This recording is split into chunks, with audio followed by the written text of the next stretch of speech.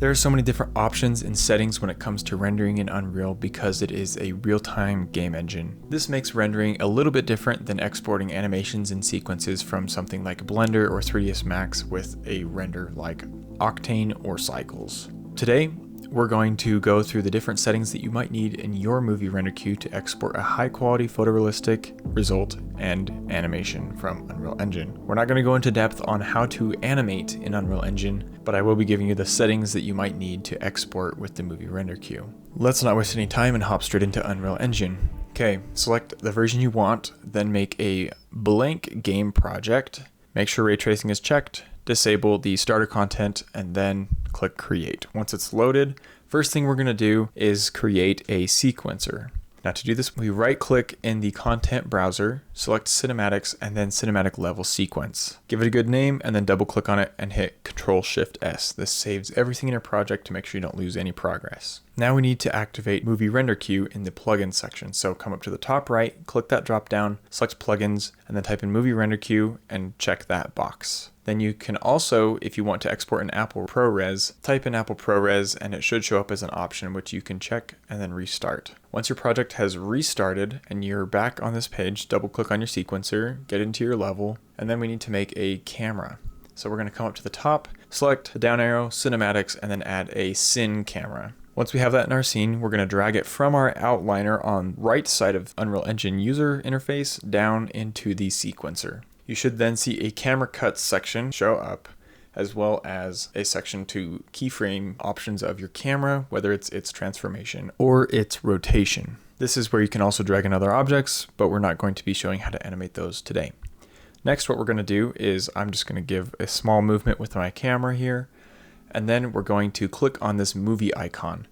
We'll then see the movie render queue, which you can then select your unconfigured sequence settings. From here we have our settings that we can manipulate. We're going to first delete the JPEG because JPEG is not very good for our render quality. We're going to add an EXR PIS and uncheck multi-layer unless you need your layers. Do take note that will add a lot of storage space to your render. Next, we're going to check the deferred render, but we don't really need to change anything about it, so we're going to go to our output.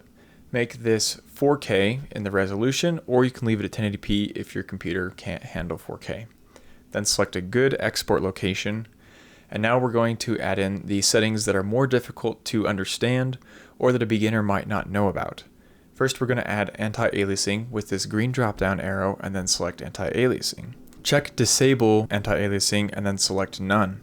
Then the temporal sample count should be 8 or 16 depending on how much movement you have in your scene, and then set your spatial count down to 1. Do take note you can't go under 8 for your temporal sample count in this section. Next, we're going to add a color output. This is important for editing with the ACES color space inside of DaVinci or inside of Premiere later on. What we're going to do here is uncheck is enabled and check disable tone curve. That's all we need for this. We're going to then drop down and select console variables. In the second plus button, select it, and I will give a list of different console variables that you can put in. Console variables are nice because you can select different ones that are applicable to your scene selectively and are available to learn more about in the documentation in the description. Again, you can use the ones that I've listed on the screen and in my description that are the ones that work best for me. And then what we're going to do is we're just going to come up to the top, select load preset, and then we're going to select save this as a preset. This allows us to then access the U asset of this later and copy and paste that into our other projects so that this is a drag and drop preset for all of our renders. This makes our life much easier, but duly noted it must be done through the file browser and not through dragging it into the content browser. Kind of confusing, but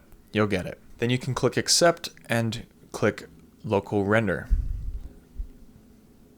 I'm quickly going to show you how to also drag a preset back into Unreal Engine. So you will load your project and then right click on the folder inside the content browser that you want to put your preset into. Usually that's the sequences folder that I've made for myself. Right click on it and then select open in Explorer.